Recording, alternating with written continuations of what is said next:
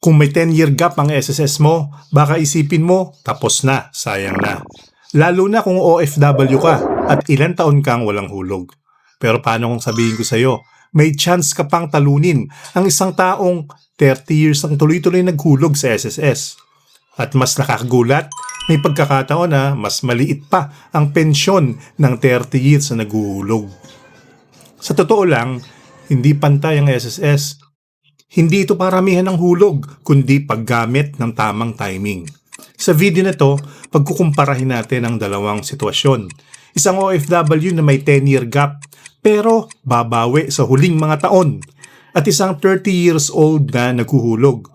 Pero hindi niya na-optimize ang strategy, kaya naabutan siya ng age 55 rule. Sa dulo, malalaman natin kung bakit may pagkakataon na mas maliit pa ang pensyon ng mas matagal naghuhulog. Ang video na to ay para sa kaalaman lamang, hindi personal na payong pinansyal. Affiliate products in the shelf below. Bago tayo mag-compute, kailangan mong maintindihan ito.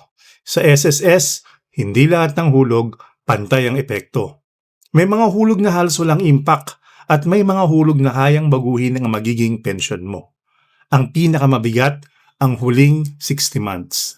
Ito ang tinatawag na basihan ng average.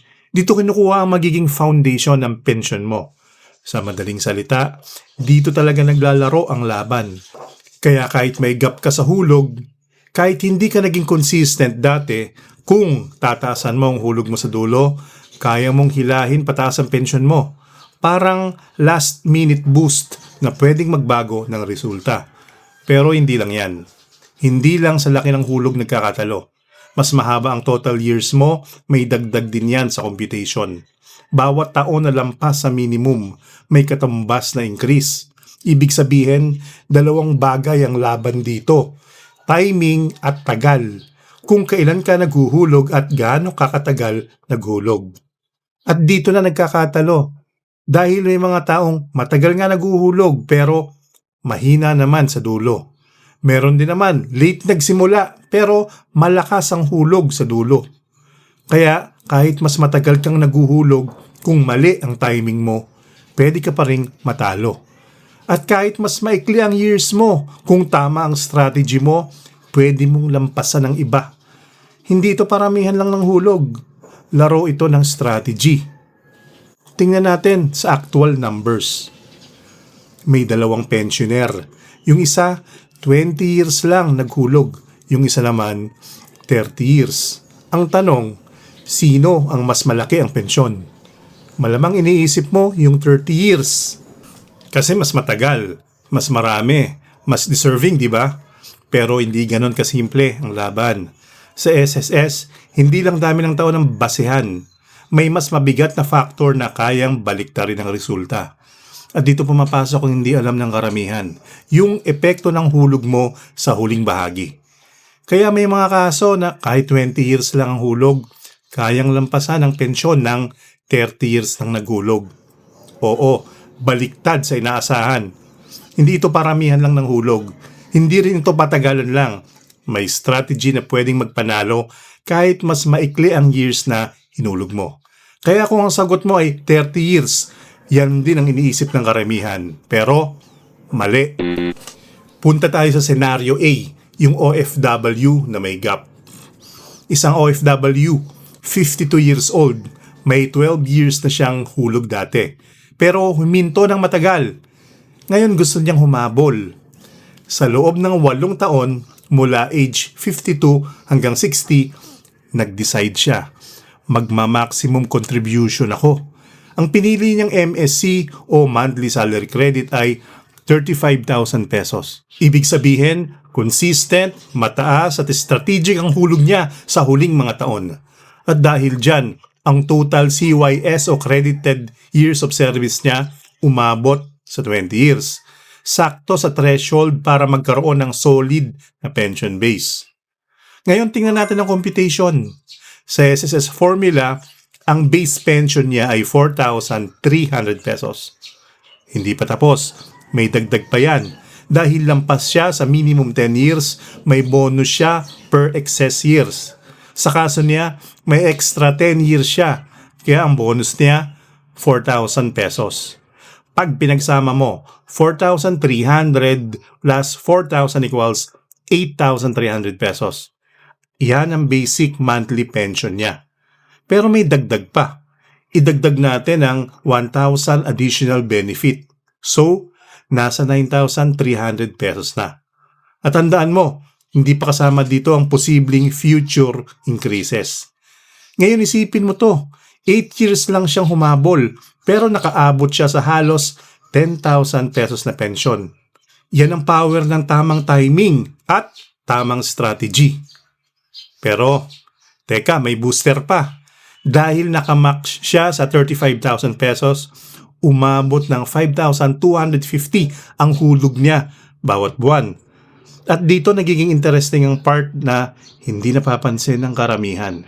May bahagi ng hulog niya, around 2,250 na napupunta sa WISP account niya.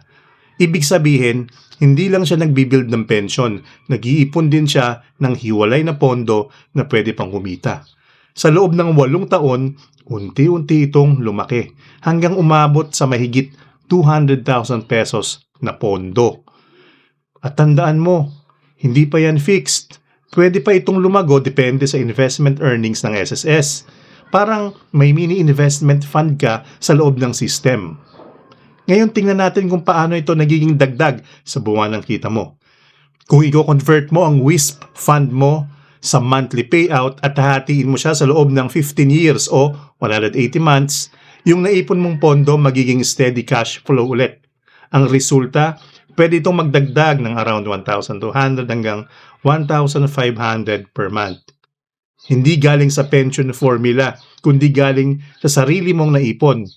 Kaya kung pagsasamahin mo yung pension mo plus WISP conversion, mas lalakas pa ang monthly income mo sa retirement. So, total monthly pension niya, humigit kumulang 10,500 hanggang 10,800 pesos per month. Para hindi ka na malito sa math, gumawa ako ng SSS Pension Cheat Sheet. Nandun na yung 3 formulas na ginagamit sa pension computation at yung mga sample cases na pinaliwanag ko rito, like yung may gap, 10 years lang ang nahulog, yung nag-maximize ng hulog, yung hindi nag-maximize ng hulog, para may guide ka habang nagpaplano. Libre nyo itong madadownload. Comment ka lang sa baba o i-message mo ko para maipadala ko sa iyo yung computation guide para sa estimated pension mo. Ngayon punta tayo sa scenario B, yung 50-year-old na contributor. Tingnan naman natin, 30 years nang tuloy-tuloy ang hulog. Sa tingin ng marami, ito na yung panalo. Mas masipag, mas matagal, mas consistent. Pero dito siya nadali sa tinatawag nating age 55 rule. Gusto rin niyang mag-max bago mag-retire. Pero dahil huli na siyang mag-step up, hinarang siya ng sistema ng SSS. Kasi sa rule ng SSS, paglampas ka na ng age 55, hindi mo na pwedeng biglang itaas ang contribution level mo para i-inflate ang average mo sa dulo. Kaya nangyari, kahit gusto niyang habulin, hindi na niya maabot yung aggressive end strategy. Ang result, ang realistic average niya sa huling 60 months ay nanatili lang sa 14,000 pesos. Kahit 30 years ang CYS niya, hindi automatic na mataas ang pensyon. Ang base pension niya, 3,100 pesos lang dahil mababa ang MSC at hindi na boost sa dulo. Ang bonus niya ay 5,600 pesos para sa CYS.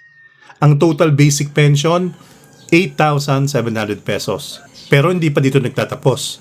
Dahil hindi na naabot ang 20,000 pesos contribution ceiling, wala siyang WISP annuity na significant ang impact. Pero i-add pa rin natin yung 1,000 bonus kaya ang final total pension niya 9,700 pesos lang. Isipin mo, 30 years siyang naghulog pero natalo siya ng mas strategic na nag-8 years lang na nag-max sa dulo. Ito ang truth bomb. Tingnan yung mabuti ang pagkakaiba. Yung OFW sa scenario A, 20 years lang naghulog pero nakamax ang strategy sa dulo. Ngayon ang pension niya estimated at 10,500 hanggang 10,800 per month. Ngayon sa scenario B, 30 years naghulog Pero inabutan ng 55-year SSS rule. Kaya ang pensyon niya, 9,700 pesos lang. Sa simpleng computation na ito, lumabas ang isang hindi inaasahan na resulta. Panalo ang OFW na may gap.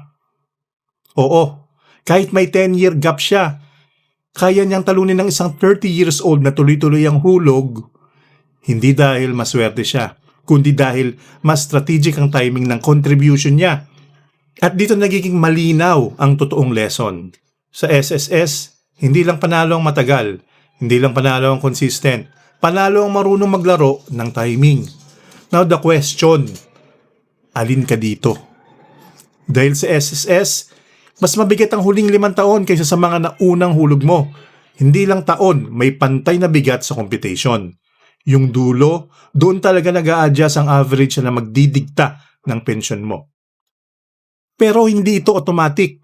Kung ang 50-year-old ay nakapag-step up bago mag-55 at na-maximize niya ang huling 5 taon niya, pwedeng magbago ang buong resulta.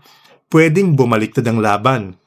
Kahit mas matagal ang isang contributor, mawawala ang advantage niya kung hindi niya na-optimize ang huling stretch. At kung nag-max out ka ngayon, may dagdag ka pa sa WISP Plus. Ibig sabihin, bukod sa regular pension mo, may hiwalay ka pang ipon na lumalaki habang nagko-contribute ka.